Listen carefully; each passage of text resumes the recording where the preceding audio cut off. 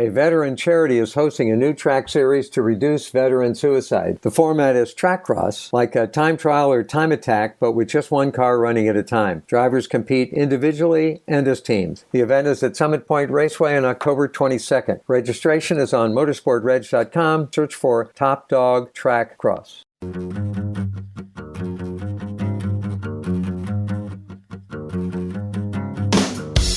Welcome into another edition of New Track Record. Caleb Hatch and Justin Kinney with you.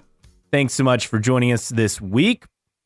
You would say, oh, it was a slow week. Oh, don't you worry. We have plenty of news to discuss.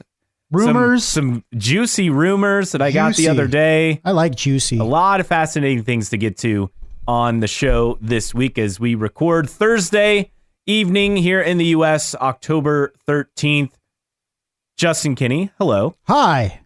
I mean, I see you all the time now, but I know. Hello again. We're growing tired of each other here. Yeah. Well, we're definitely tired, that's for sure. We're tired, yeah, of each other, not there yet. But you and I were basically trading stories about, oh, yeah, well, I'm this tired. And, oh, yeah, well, I'm this tired. But here we are. We're recording this podcast for you, our dedicated tens of fans. Yes. So thanks so much for listening, and some good stuff to get to this week. Look, this I feel like we're actually in the thick of the off season. Yes. For once. But this is where you can kind of go off on the interesting things that pop up. So first off, we knew this was rumored, right? But IndyCar has confirmed the test schedule, the open test schedule. So first off, the Thermal Club, that's been confirmed. IndyCar will go there February 2nd and 3rd with an open test ahead of the season. So this club in Palm Springs area in California, roughly $260 million private world-class facility. There's South Palm, which is the first track that was finished May 13, 2012. Ties to Roger Penske. In fact, before they laid down any of the track, this is from IndyCar.com, they called Mr. Penske, asked him, what do you think of the track? And Roger said, send me the layout. That's from John Rogers, who's the managing director of the Thermal Club, son of the Seca owners, Tim and Twana Rogers. So he helped with the design, laid down the track. So drivers are familiar with this facility. They're team owners who either have houses or have been to this facility. Very exclusive. Unfortunately, you're not going to be able to attend unless you know someone who lives there. Plain and simple. You have to know somebody to get in there, and it's very much a swanky country club-esque atmosphere for auto racing. But as Marshall Pruitt has said at Racer.com, potential for a IndyCar race there in the future, which has our eyebrows peaked both with the race or the track itself, and I imagine they would make more upgrades to it in terms of amenities and stuff before they even try to host a race. And B, just location wise, I know it's what people are considering a growing market, but it's not that big. No, there's really nothing around it. It is near the Salton Sea, Thermal, California, which is tiny. There's an airport literally right by it, so you have great access with the regional airport. And it is, I guess, kind of near Palm Springs. I don't know. I wouldn't say it's that near Palm Springs, but it is in the vicinity. Yeah, it's in a swanky area of California. That's what it is. The desert, near Coachella. That's the more near sure place that it is nearby. So I don't know what to think about this. Fine for testing, but they have also said this is basically step one to eventually get a race there. And I guess we'll see how it goes. I don't know. I'm not very. We thought this was just a paid test, right? That the IndyCar is giving the track. But if they're going to find a way to have a race there, look, this seems like one of those season-ending races where they can entertain all the sponsors and clients. That's true. But I don't even know how you get grandstands in there. They'd have to make a lot of modifications to allow more than just the elite of the elites. Which I have to imagine are in the plans. And I know Sports Cars, I think, is planning on going there at some point.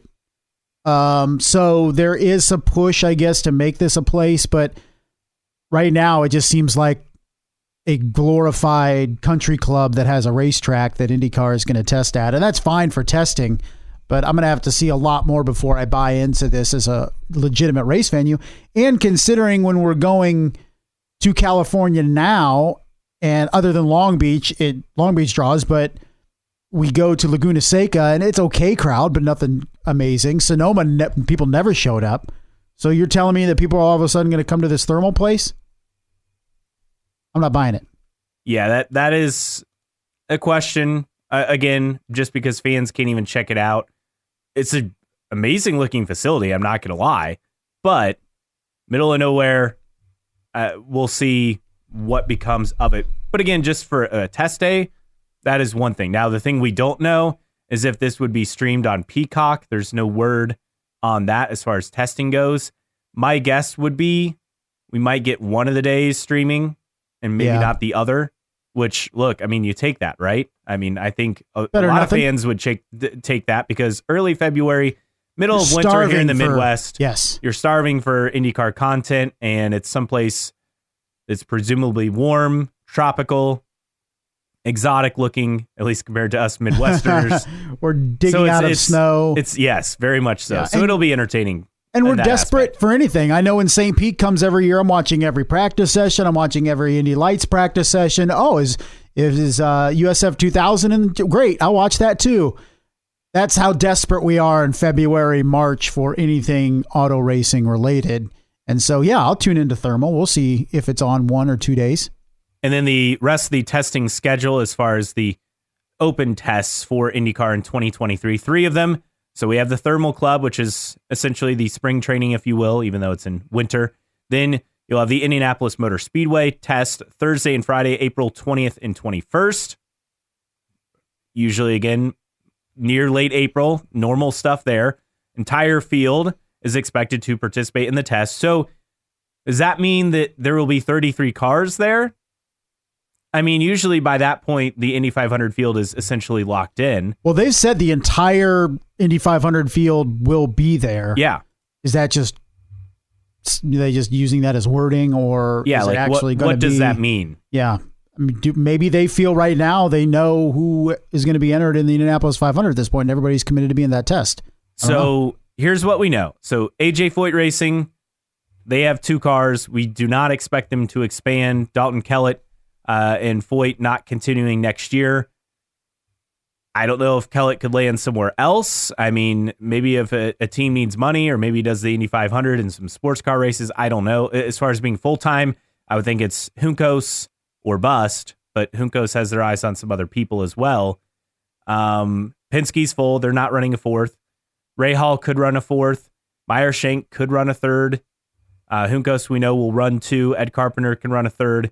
Coyne only has 1 car confirmed. That second car, Sato or Lundqvist. Or if they run a 3rd, they could at least run 1 for Indy. Ganassi has 3. We'll have an update a bit later on the 4th for you. McLaren, we know, has 3 confirmed full-time and plans to run a 4th. Andretti, we would expect 5 again, right, with Marco as the 5th entry. We mentioned Foyt, and then it's one-off entries. Dry and Reinbold, do they run 2 again? I mean, I could see us just having 33 entries again. If I'm a betting person, and I am, I would bet on 33 entries. I don't know until we have the new engine formula if we'll have more than 33. Plus, with inflation, supply chain, blah, blah, blah, blah, blah. I mean, racing is expensive, right? So racing is expensive, and another thing to factor in. Racing is expensive for these OEMs, and they're not going to invest in these additional engine leases unless it makes sense. And the problem is once you go over 33, then you're paying a lot of money for potentially one of your engines to not make the show. And so money's at a premium right now. And you look at what Chevy and Honda are doing, and they're going to be very selective in who they're giving engine leases out to. And so I think once again, we're going to run into stories where we have potential programs for Indy 500 that just can't get an engine lease. Then the 3rd and final test makes sense. Thursday, September 7th at WeatherTech Raceway, Laguna Seca, just a few days before the season finale there. And you have to remember, they're doing a repave, so drivers will get to experience that because the repave expected to be completed by June of next year. So that's an important test. Yes, it is. It'll be the first test, not just for the cars to see how that goes, but also the track to see how it races and how it treats the racing as opposed to what it did before it was paved. And don't forget that Road America undergoing a repave right now as well. So something they better to get keep that in done mind before it starts snowing. Yeah, right? I mean, there's already snow I saw last week in northern Michigan. Really? I'm talking the UP. Like the UP, yeah. But still. Ugh. Yeah, it's crazy. So IndyCar, back to Thermal Club, they'll use a combination of the North Palm and South Palm circuits, because there are multiple circuits there, for a 17-turn, 2.9-mile layout. So the fact that it's plenty called, long. Yeah, the fact that it's called a club, I mean, just kind of, it's not even called a racetrack or raceway or motor complex. Nothing. It's a club, Thermal Club. It's for the elite. It's for the elite. And look, there's money. There's a lot of money in that community and around that track and around that region. So look, if Roger Penske and IndyCar can tap into that money, whether it's sponsorships, whether it's team support, whether it's some sort of B2B deals, that's benefits IndyCar, but it's not very exciting for those that follow racing to be going to a place like this. All in all, look, I thought this is still just a place for a test. I think the Thermal Club is more interested in hosting a race than IndyCar is at this point. One would presume, because they kind of have to prove themselves from a safety aspect, from a facility standpoint, from a raceability standpoint, accessibility, as far as if you're going to have fans, you got to find a way for parking, for grandstand seating, for all the build out with the transporters and teams and their equipment, series equipment, everything. I mean, you got to make sure the facility has access to everything, unless they really do make this just a very exclusive, like a F1 Miami type event. It looks very, at least with the grounds and the track and amenities or lack thereof, it looks very NOLA-esque. Yeah. That is the fear. Yeah, I'm not comparing what happened in NOLA to Thermal Club. I know it's a very exclusive place, but in terms of amenities, in terms of infrastructure, in terms of the event, it looks right now very NOLA-esque in terms of what can happen there. But yeah, maybe it's a swanky. I don't know. I don't like the idea. I know you're looking for new venues, but you want to have accessible venues. You want to have, IndyCar can't be Formula One. It's not Formula One. It can't try to sell itself like Formula One and have these exclusive events, because nobody's going to show up, or at least not enough people to make it worthwhile. So I would imagine there are some big movers and shakers involved in the Thermal Club. They're going to invest heavily in some infrastructure and amenities to make this place actually viable to host a major auto racing series race. And if that happens, then maybe IndyCar goes there, but not in the current configuration of that track. Yeah, I mean, looking at it just on Google Maps, because that's all we can do, there is a BMW center there. So I find that interesting, just like the one at IMS. Yeah. But there's space for parking. I mean, there's plenty of land in the vicinity. If they own any of that land, I mean, it's just parking essentially on desert land. Right. So that's not that difficult if it's clear. There's not serious enough space for the paddock to put the haulers. It's just, where are you going to put grandstands? Where are you going to have general admission areas if you're going to do all that? Obviously, that's not important for the test, beyond the fact that you want to scout out those places and make sure you have the ability to do so. You're not serious about hosting a race until you have a Ferris wheel. that legitimizes your efforts to get a race. I thought you were going to say safer barriers. Well, that too, but I'm talking more important things like Ferris wheels and space for a fan zone.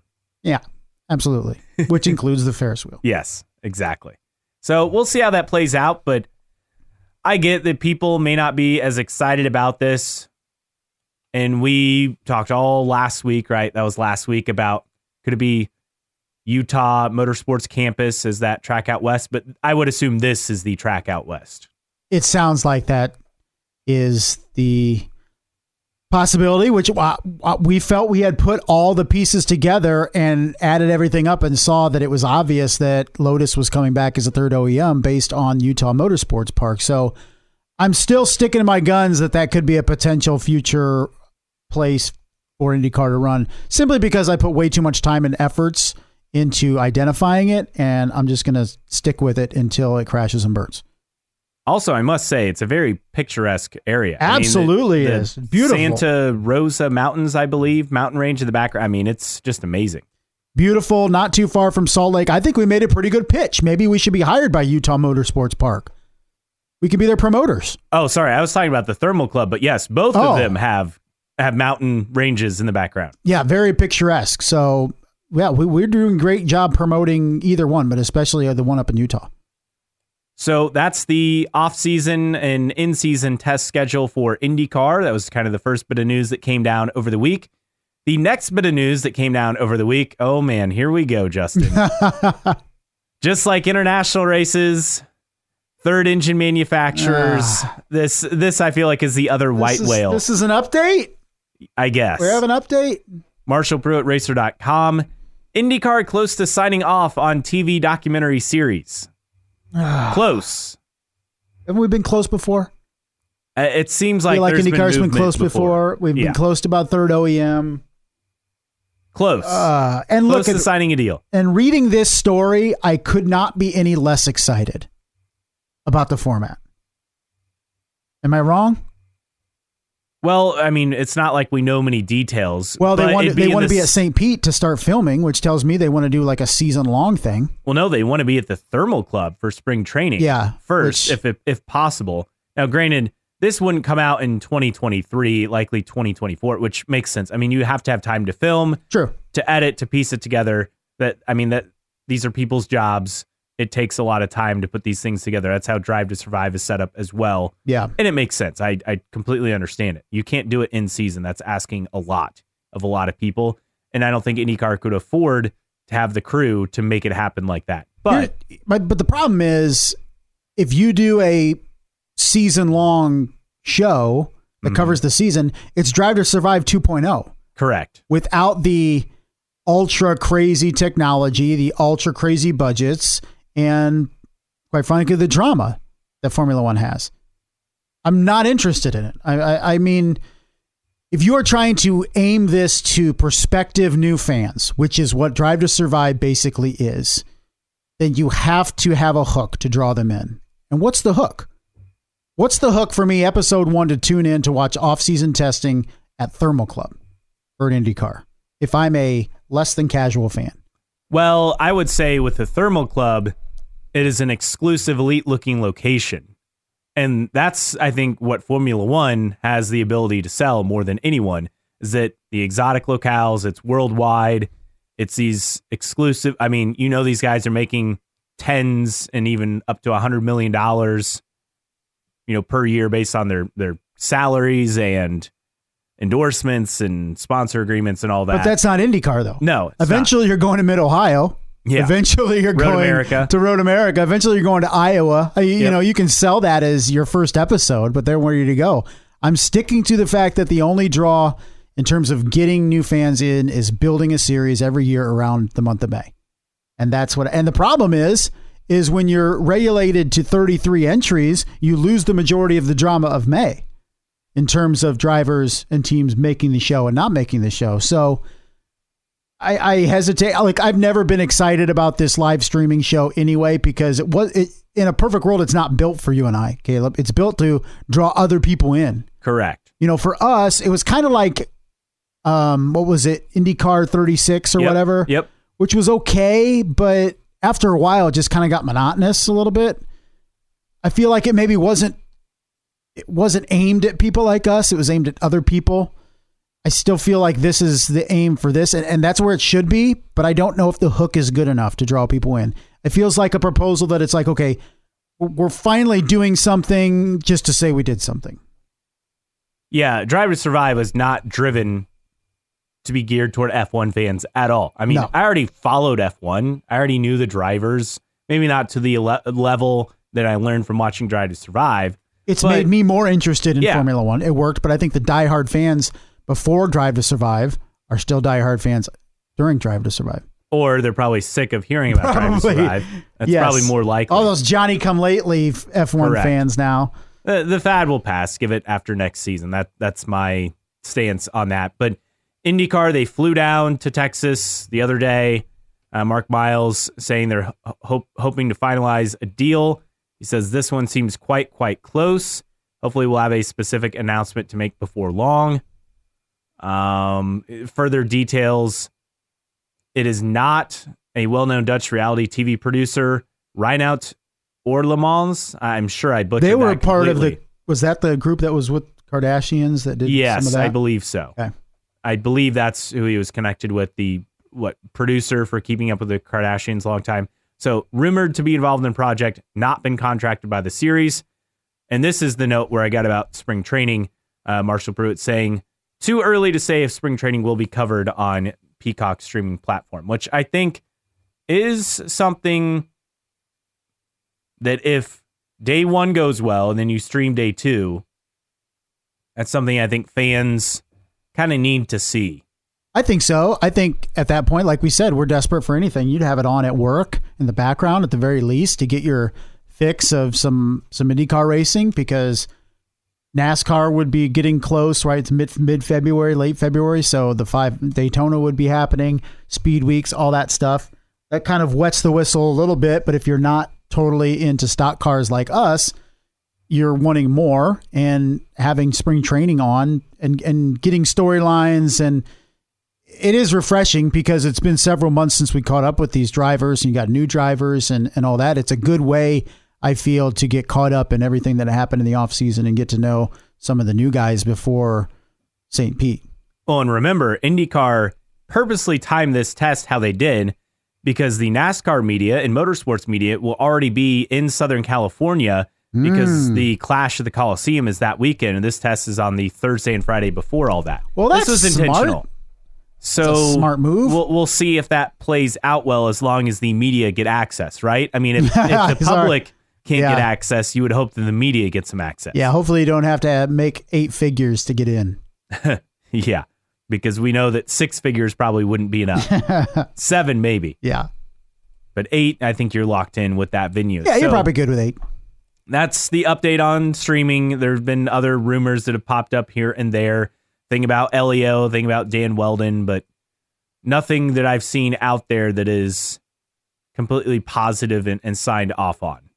But this is the closest they've come. Just like they were close to getting Porsche. They were close to getting Ferrari. Who was the other one they were close to getting as an OEM? Toyota, yeah. I mean... I hope it has a different hook than Drive to Survive. I just hope that. Yeah, that's the key, because look, if they're trying to do the same thing, people will know that and they won't be interested. No, because unfortunately, IndyCar fans will watch this regardless because they want to check it out. But you want to make sure that this has a draw to non-IndyCar fans, non-motorsports fans, and people who aren't sports fans at all. That's how it gets successful. That's how Drive to Survive worked. Yeah. And to be honest, I don't know if IndyCar has that hook, has that ability. I love IndyCar. I do, but I just don't know if right now it has that drama that will bring in people like Drive to Survive did. Also, let's not kid ourselves. Drive to Survive coming out, in February or March, and then the pandemic struck and everyone was just at home watching Netflix. I mean, the timing was could have been better. And look, you know what sells for F1 and Drive to Survive? Mercedes, Ferrari, Red Bull, Aston Martin. These high class motor companies, auto companies, that's part of it. And IndyCar is rolling out Chevy and Honda. Which are just saying, solid brands, but we're not when we're talking Ferrari, about sexy, it's not or Mercedes or Aston Martin, like you said. Yeah, it's just so it has to be a different sell because they're not the same. And so hopefully the people in charge know this and they've worked out something that's different. You have to do something different. You can't just be like, well, we did a streaming service, here it is, or a streaming series, here it is. And it has no basis in terms of bringing in new fans whatsoever. So what's the hook? We'll have to stay tuned. I'm glad it's happening finally. Is it too late? I don't know if it's necessarily too late, but it better be pretty damn good. The other main story to come out this week, We had some testing, and then we'll get to the rumors because I think that's the best part. You got to save the best for last, right? Yeah. But some testing, handful of drivers participating at Sebring. Tom Blomqvist, Meyer Shank Racing, he's one of their sports car drivers. In fact, the new IMSA DPI champion with Meyer Shank Racing, he took part in the test. Rahal Lenneman Lanigan Racing had Yuri Vips. Yeah, Yuri Vips. He participated. Jake Dennis, Formula E driver for Andretti. He was with Andretti Autosport. Marcus Armstrong, Dale Coyne Racing with HMD Motorsports. Then Augustin Canapino with Juncos Hollinger Racing, also a part of the test. I believe that Daniel Frost took part a day later, if I'm not mistaken. But all in all, look, we're not going to get into testing times. You can find that online anywhere. No, don't care. Everyone runs different programs. You can't read a whole lot into it. I think the main takeaway is some F2 guys have been kind of on the radar, and Vips and Armstrong. Armstrong's what? He's a Kiwi, right? And he has some significant funding. I believe so. Yeah. But I think the main takeaway, Blomqvist would be interested, and it seems like someone we should keep in mind. Yeah, he's for he's 2024. Yep. Marcus Armstrong from New Zealand has been in Formula 2, been part of the Ferrari Driver Academy for a couple years as well, has made 72 starts in Formula 2 with 4 wins, 8 podiums. There's only so long you can race in F2 before either an opportunity arises in Formula 1 or you look somewhere else, particularly with Marcus Armstrong. Only 22, but man, you got to be young for Formula 1 unless you are an absolute stud. And I don't think he wants to do, I think he did Formula 2 this year again. He did. Yeah, so they have a couple of races left, but he's won 3 races this year. He's 12th in points. He won a race last year, got a podium his first year.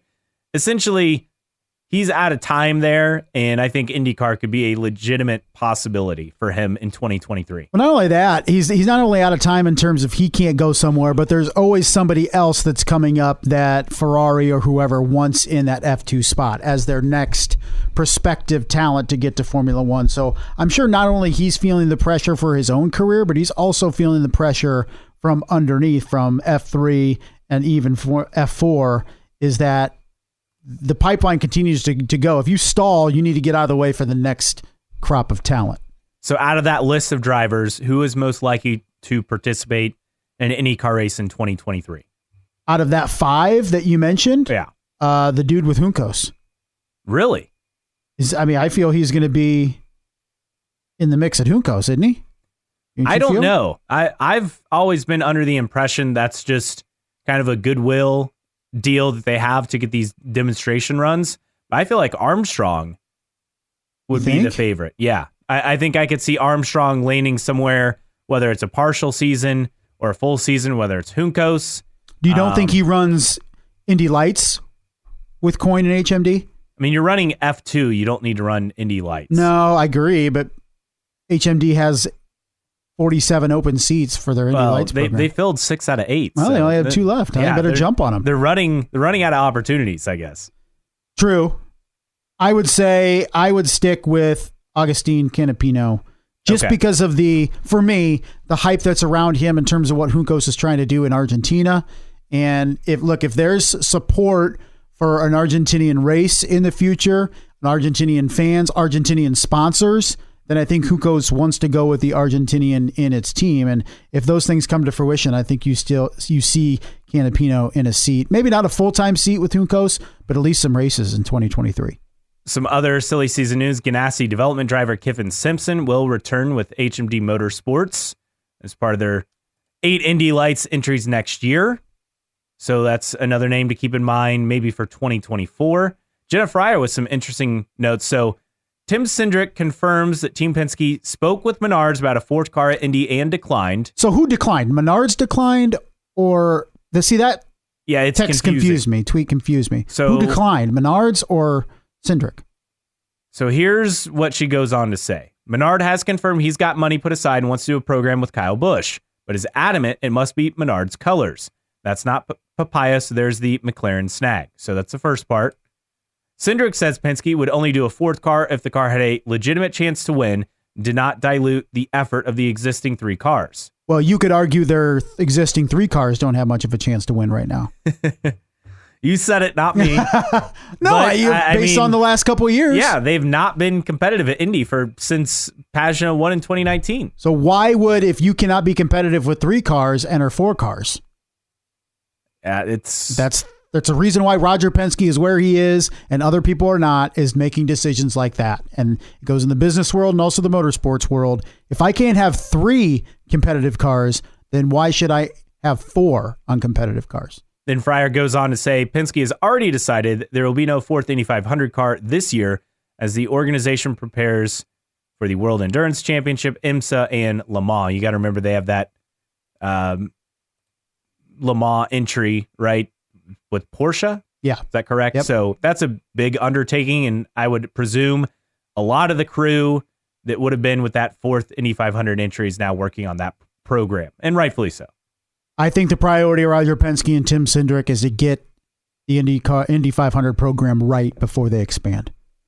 Yeah, and you can't blame them. I mean, no. Look, unless they get a driver who they believe can be the future of the team, like if a Colton Herta became available, which he apparently just signed an extension, so I don't think he'll become available. I mean, or Pato O'Ward, right? I mean, those are essentially the only guys you would get just because they're young, they're fast. You know they can contend for championships because they've done so.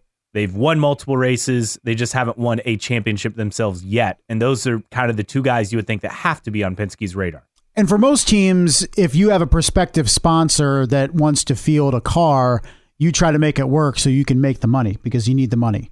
Roger Penske and Penske Racing don't need the money. So they're focused on performance and not car count. Yeah, and rightfully so, because they can take everything they have, all the business-to-business deals, and focus on winning IndyCar championships like they continue to do. Now you just need to see some growth for the Indy 500 that, shockingly, the gold standard team has not been the gold standard. It's been Ganassi the last couple of years.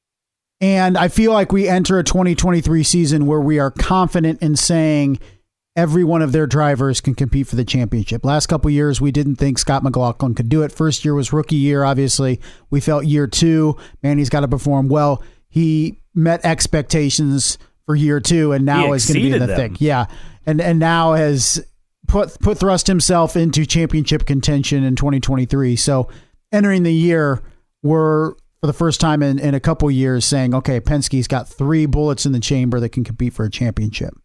So that's the update with Penske. What about with Kyle Larson? He's emerged as a candidate for an Indy 500 ride. He has permission from Hendrick Motorsports to run the race if a deal can be completed. That from Jenna Fryer of the AP. He's spoken with Rick Hendrick and Jeff Gordon about his desire. Hendrick's only caveat was that Larson not run the Indy 500 this season. So we'll see if that remains to be the case. If he does land a ride, though, he'd do the double, which is not a surprise. That's been talked about. Kurt Busch, last driver to do that, says he'd love to do it. Kyle Busch, obviously, we already know, has permission to run the Indy 500 as well. Jimmy Johnson wants to do the double next year. Look, if you get, you're going to get one out of those 3 with Jimmy Johnson, right? I mean, I feel like it's a lock. He's running the Indy 500. Probably. Most likely. If you just get one of the other 2. But for 2023, yeah, do you need him? I think if you get one of those other 2, whether it's Kyle Larson or Kyle Busch, that is something huge to sell. I will right now, as we talk here in mid-October, and I know it's forever away, I will be surprised if either of the Kyles do the 500 in 2023. Part of me... I would agree, actually. I fully agree. Part of me says it's... logistically, it's going to be difficult. Part of me says, the inability, the lack of open seats, to be honest. Well, and it's got to be Chevy teams, most likely. That's another part that makes it tricky. I could see at some point, and maybe this is the direction that McLaren goes in the near future, having a special May car open for one-offs, whether it's Larson, Kyle Busch, whoever, from people from Formula One or old drivers from Formula One, whatever. It would be kind of like if Trackhouse's program would just be an open car and we'll put a program together for whoever wants to run the 500. Interesting tweet from Thomas Meseral. I'm sure I butchered that. T-Mez Drifts on Twitter, talking about Kyle Busch. And he has to say this, sorry, Kyle Larson, to clarify. He has this to say: how cool is it that our boy Larson is going to run the Indy 500 next year? Who's this guy? So he is a 7-time USAC National Midget champion. Not reputable, in my opinion. I mean, he would have contact info. He would, yeah, but he would also be a guy that could potentially jump the gun on something, heard that it's a possibility, and then runs with it. True. I'm just saying he is a driver who would be in the know. Yeah, he's not a guy with 82 followers on Twitter that's throwing it out there. He's somewhat reputable, but correct. Until I hear it from somebody that actually matters in terms of running the Indianapolis 500, I'm not going to be convinced. Yeah, that's fully fair. I don't know, when you have another guy who's on the dirt circuit kind of true putting this out there, that's not nothing. It's not nothing, but I need more. I understand you're skeptical. I need more, as I think I am as well with all of this. So that's the update on the things that we know. What about some of the more fun things that we haven't gotten to yet? Things we don't know. That's a much longer list, yes, folks. Things we don't know. So, got this note from one of my brothers the other day, so they had the Indy 8 hour, the other weekend, sports car race, and rumor has it Ganassi will have an IndyCar test coming up next week. This would be on October 18th with driver or drivers to be determined. Plus, there are apparently 4 days of hybrid testing left this year for IndyCar. So you have the Chris Griffiths Memorial Test coming up, I believe, next weekend. That will be a factor in for the road to Indy, but it could maybe slot in around that. Would these be on the oval? Road course. Road course. Okay. I mean, you're running out of time here. It's mid-October in Indiana. You have maybe a couple weeks of semi-guaranteed decent running weather, and then you're just playing with fire once you get into November. So that's the rumor as far as testing goes. Again, this would be on the road course, the Indianapolis Motor Speedway. Ganassi with an IndyCar test early next week, and then 4 days of hybrid testing. That's for the 2024 engine for IndyCar as well. They haven't scrapped that yet, and there have been delays due to supply chain issues, but we haven't really heard anything recently on it. So we'll see how that plays out. It'd be nice to get some on-track testing for this thing. Oh, absolutely. Sooner rather than later. Absolutely. So that's the update on some rumors and things of that nature. As always, if you would like to interact with us, you can find us at newtrackrecordpodcast.com. While you're there, sign up for the email list so you never miss an episode or any special announcements that we have. Plus, check out the store. We have stickers and t-shirts for sale even during the off season. So check out the website there. On social media, our Twitter handle is IndyCar Podcast. On Facebook, like us, just search for New Track Record. Instagram, IndyCar Podcast is a handle as well. You can email us, newtrackrecordpodcast@gmail.com. And as always, you can support us via Patreon, patreon.com/newtrackrecord. We have supporter tiers available for you, thanks to Xavier, Rob, and others for their support each and every month. And again, you can support us for just $1 a month. So very easy to sign up and support us on there. And you can follow us for free on your favorite podcasting platform, whether it's Apple Podcasts, Spotify, Google Podcasts, Amazon, or wherever you find your podcasts, all for free. Mailbag time, Justin. And not very busy this week. That's not a surprise.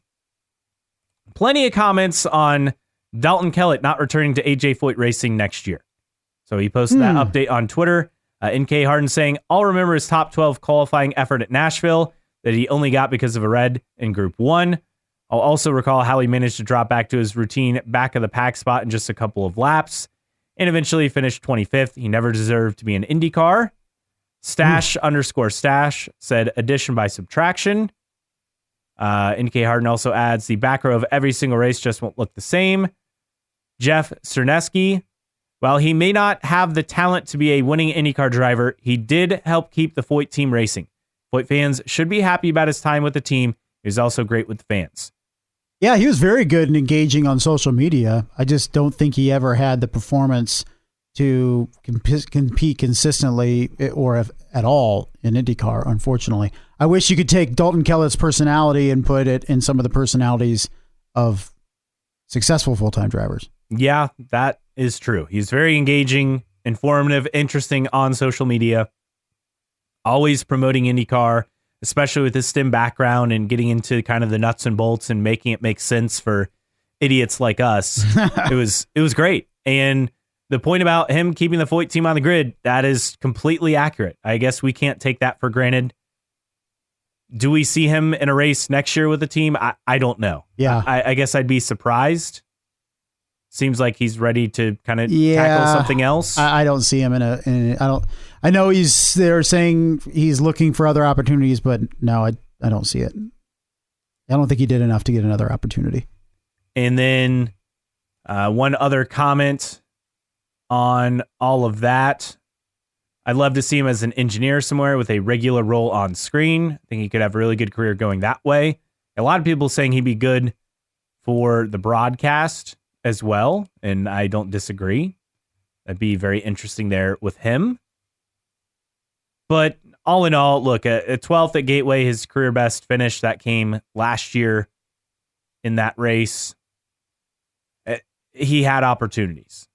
Yes, and didn't maximize his opportunities, and that was the big thing. And you could blame the team, you could blame Dalton Kellett, you can blame both. I think it's a little bit of both, but I think Dalton Kellett got enough of a shot in IndyCar to show what he could do, and he didn't show much. And unfortunately, it just didn't work out. It happens. This from Nick J. Fletcher.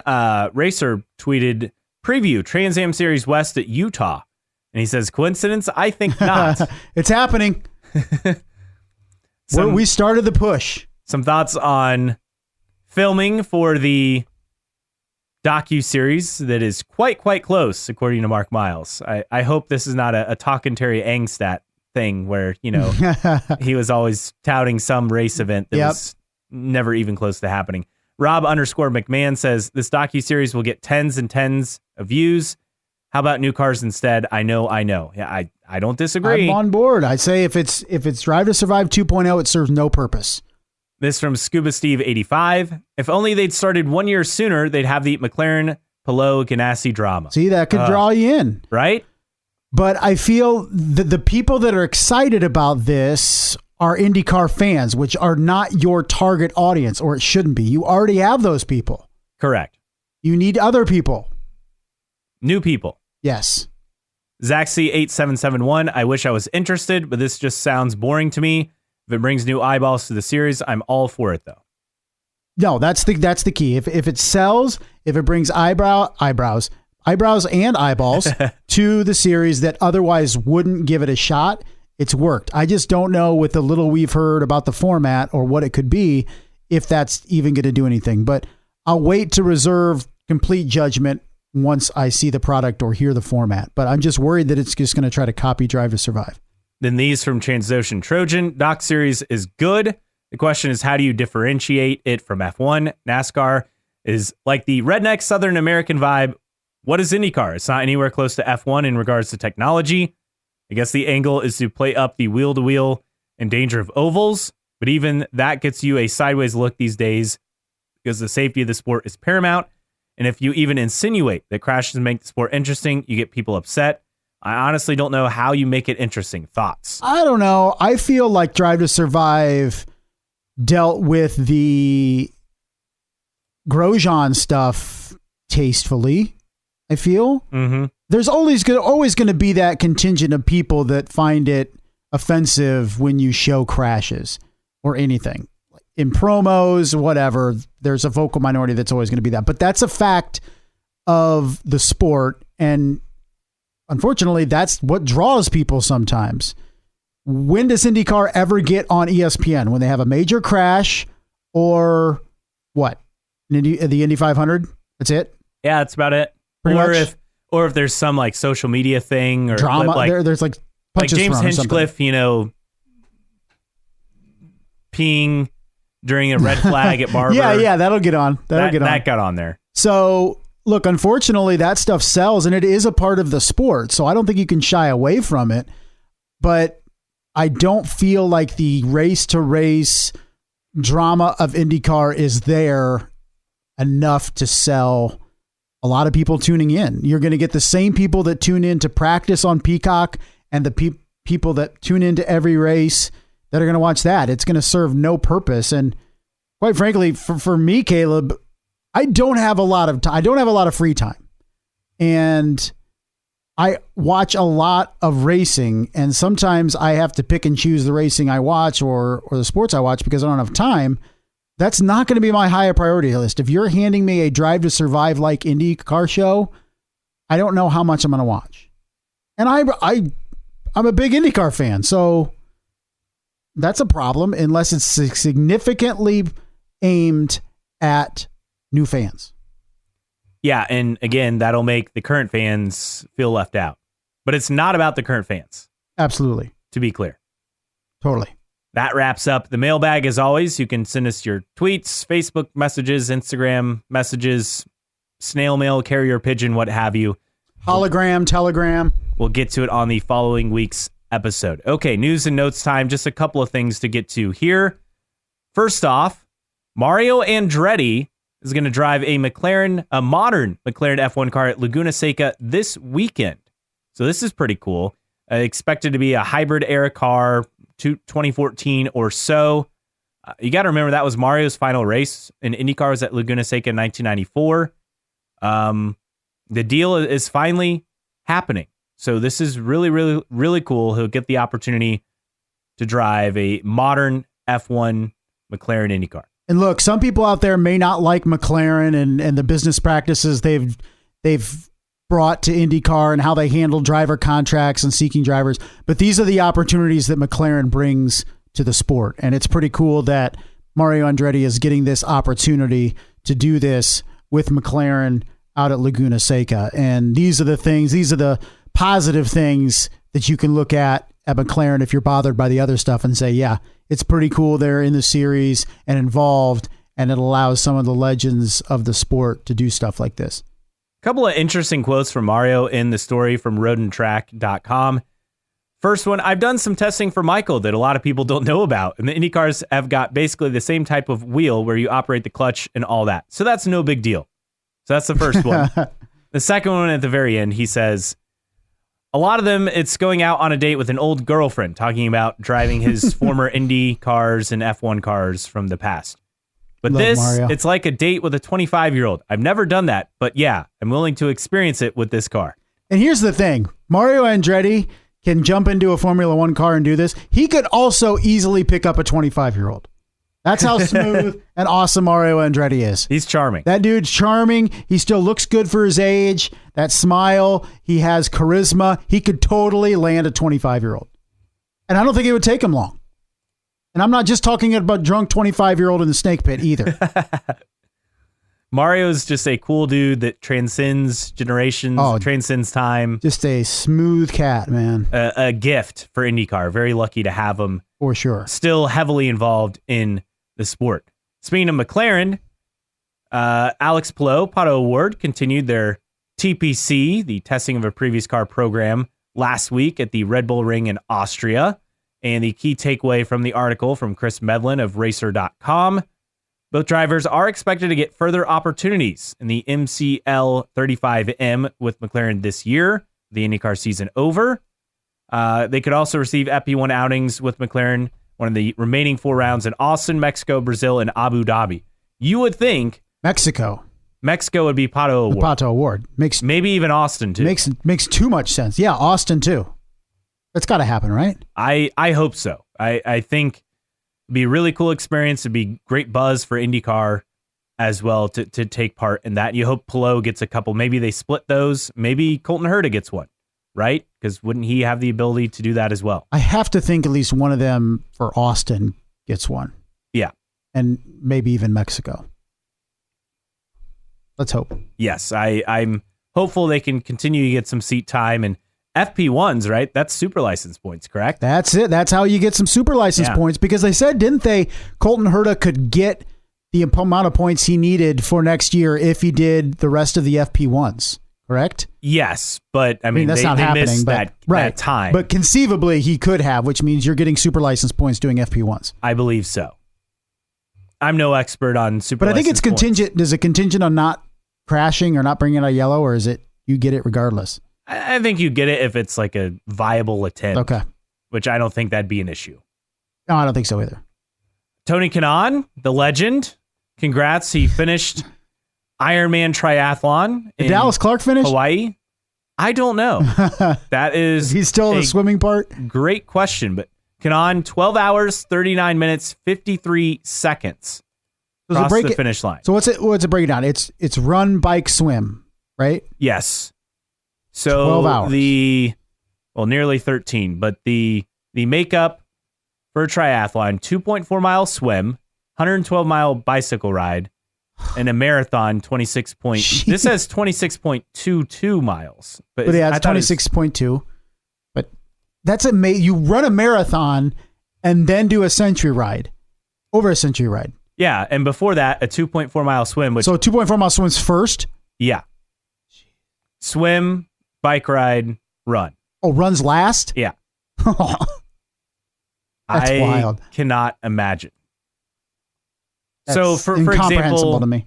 There's a major difference from Ironmans and triathlons. So Ironman is essentially much harder compared to a triathlon. Yes. It's the most intense. Now, I think Kanaan has participated. I don't know if he's finished before, but he's definitely participated in Ironman before, but not sure how Dallas Clark did. That is an interesting question. Ooh, man, I knew those things were tough. I didn't realize they were that tough. Oh, yeah. In terms of distance. You start early in the morning Yeah. and you finish when it's dark out, basically. That's pretty normal. I would not be able to run a marathon.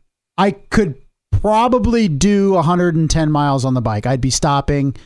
If you ride bikes, they have sag stops like every 15 miles or so where you can fuel up and you eat and stuff. I would need those to get 110 miles. Swimming, no, probably not. So I know a mile swim is like insanely long. Oh, so yeah. I can't imagine. Well, what's a mile? Like 20 sometimes there and back in an Olympic sized swimming pool or something like that? I don't know. But if I had to pick, so let's do it. If you had to pick the order in which you did them in terms of ability, I would go bike. I could do swimming would be second. There's no way I'm running a marathon. Yeah, the marathons, I have no chance. No. The swimming, I think, would be the one I could do the best at. Really? And then the bike. And then bike. Then it depends though on the terrain with the bike and the run too, right? Oh, totally. That's the other part. Yes. Either way, we're never completing an Ironman. We'd have to train for a year. No, and we still probably couldn't. I still wouldn't do the marathon. I'd walk a marathon. Is that allowed? I'd still be walking. Maybe that's what Dallas Clark's doing. Maybe he's still walking. Other notes to get to on the week. So this was cool. The Hoonigans are doing a YouTube series where every Wednesday, and I think the first one is out, but they are taking an Indy 500 engine from Honda and putting it inside a Honda Ridgeline pickup truck. Really? So it's fascinating. I need to go and watch episode 1. But a fascinating experiment that they're doing. That's pretty cool. Yeah. Wonder how that's going to go. And then the other thing, great article from Variety on Rocket. They've been accused of bailing on sports promotional commitments totaling well over $100 million. The fact that their Foyt racing deal was just a footnote in the article tells you all you need to know. It was amazing when you started reading through that in the professional franchises, basketball, soccer, just the amount of money that they have committed and not paid to teams, franchises, leagues. It's pretty absurd. And it's, like you mentioned, totals now over $100 million. So the Foyt racing deal is just the tip of the iceberg of what Rocket's done. Not to mention Formula One. And tweets of the week, we just have one tweet. Scott McLaughlin I'm so bad at leaving my clean clothes in the laundry basket for like a week and using it like a suitcase. Just put them away, idiot. Hashtag off-season thoughts. Yeah, I do the same thing. I fully admit. You just live out of your suitcase when you come home. Well, I'll do that until the clothes run out, but also I'll do laundry and then they'll just stay in the basket. Sure. And I'll just pick out like, oh, this load was white, so I have my socks and I just pick out a pair of socks each time. There's a process at our house, and I usually handle the majority of the laundry. And in the laundry room, look, if clothes make it to the laundry room, that's step one. Right? They're in the room. And then step two is actually getting them in the washer, washing them. Step three then is to get them into the dryer. And then step four is getting them out of the dryer into the basket. And you feel like you're done at that point, but you're not. In our house, the most troublesome issue then is getting those clean clothes that are in the basket away. And I'm great at everything until the aspect of putting them away. You'll just and then take like them a week later, I'll be like, oh, I should clean this up. The other problem I have is like either have like a chair or even put them on a couch and they just sit there. Yeah. And it's just like the chair or couch that's just for clothes that you throw on. That's what we have in our room actually at home. And I have clothes like that we have a hamper, but I use it I just throw my clothes there, a shirt, a pair of shorts or sweatpants or whatever that I'm going to wear again. My wife, she wears stuff once and then she washes. I'm like, I'm not doing that. If it stinks, I'll wash it. If it doesn't stink, I'm going to keep wearing it.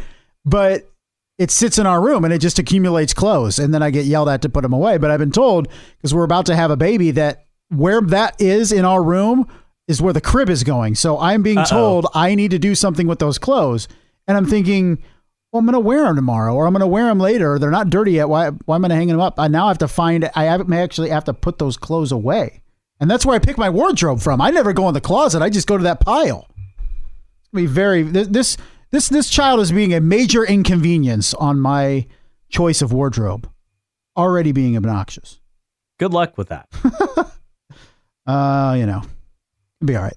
One other note to get to. So in the mailbag this week from Racer.com, Marshall Pruitt saying that the Porsche 963 IMSA GTP deal with Jared Hildebrand and Foyt Racing, that went away a while ago. Pruitt says he has an interview with the new team, waiting for them to formally announce their place as the last customer team for that in 2023. So that was rumored, with Foyt sports cars, but not happening next year.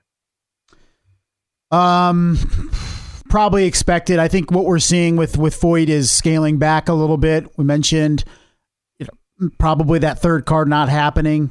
And so I think it's a good strategy for AJ Foyt Racing is to kind of pack it in and regroup. And I'm going to throw this out there. We don't have a story out there yet from Marshall Pruitt, but he is teasing about some potential considerable hirings behind the scenes. I think it was in the mailbag or something. So don't worry. A story is coming here in the offseason about how Foyt Racing is making upgrades in the engineering department and elsewhere this or next season. It's the gift that gives every single year on why this year is going to be different.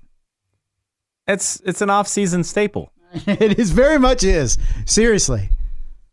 It's something to look forward to. That's when you've truly made it into the depths of the off-season. That's when you're digging up anything you can possibly find to throw up on the website or throw in the paper or whatever it is when you're delving into engineering notes with AJ Foyt Racing. All right, favorite segment of every week, Random Split Air Driver of the Week. Take it away. We're going to the 2003 kart season. This was the final kart season. It was then the Champ Car World Series after that. And it was branded as officially the Bridgestone presents the Champ Car World Series powered by Ford. This is the joke that I always tell you all the time about the ridiculous long name. Amazing. And the winner, the Drivers' Championship of that year, Paul Tracy, Manufacturers Cup, that was Ford Cosworth that won it. Rookie of the Year, Sebastian Bourdais. But we're going to talk about a guy that did every single race that year that I've never heard of from Fittipaldi Dingman Racing. Tiago Monteiro. I think I've actually heard of him. He was a dude that raced all 18 races that year. He's a Portuguese racer. Mostly did World Touring Cup, was really known for that, and actually competed in Formula One in 05 and 06 for Jordan Grand Prix, Midland, and Spiker MF1 teams. And that's why I've heard of them. Yeah, from which F1. was all basically the same team, wasn't it? It just continued. It kept changing names. I think so. And actually did 37. Was it Grands Prix? Is that how you say it? I believe actually so. Finished on a podium in one race. What race was it? I don't know. It just says podiums won. Because that may have been the infamous U.S. Grand Prix that he finished on the podium. It in counts. fact, it was. Was it? 2005, yes, U.S. Grand Prix. Hey, a podium's a podium. But in that 2003 season with Fittipaldi Dingman Racing, raced in a Ford engine, and I'm going through the results, had a couple top tens, handful of top tens, but overall finished 15th in points, and you know they did funky points in kart. He only had 25 points for the season, but did the entire season, let's see, a race high 6th in Mexico City, also had a 7th at the Grand Prix of St. Petersburg to kick off that season. The first GP of St. Pete. Was it? Yeah.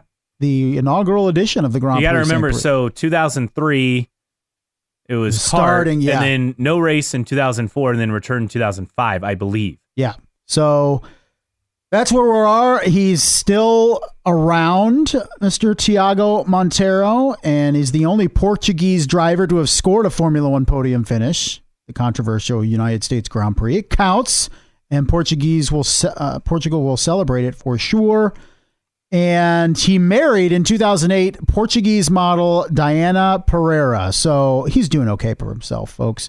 And did a lot of touring champion, over 250 starts in the World Touring Car Championship, but just that one season in kart, or as we like to call it for short, the Bridgestone presents the Champ Car World Series powered by Ford. That is this week's Random Split Era Driver of the Week, Mr. Tiago Monteiro. All right, and that wraps up this week's episode. We'll be back next week to talk about the latest news in IndyCar. Not even sure what day yet. We're going to have to kind of reschedule our recording, but we'll be back. It's a big week next week for Caleb Hatch. It is very big. So we'll work out probably an earlier recording day. So just be on the lookout for an episode to drop earlier than Thursday evening next week. For Justin Kinney, I'm Caleb Hatch. Thanks for joining us, as always, on New Track Record Podcast.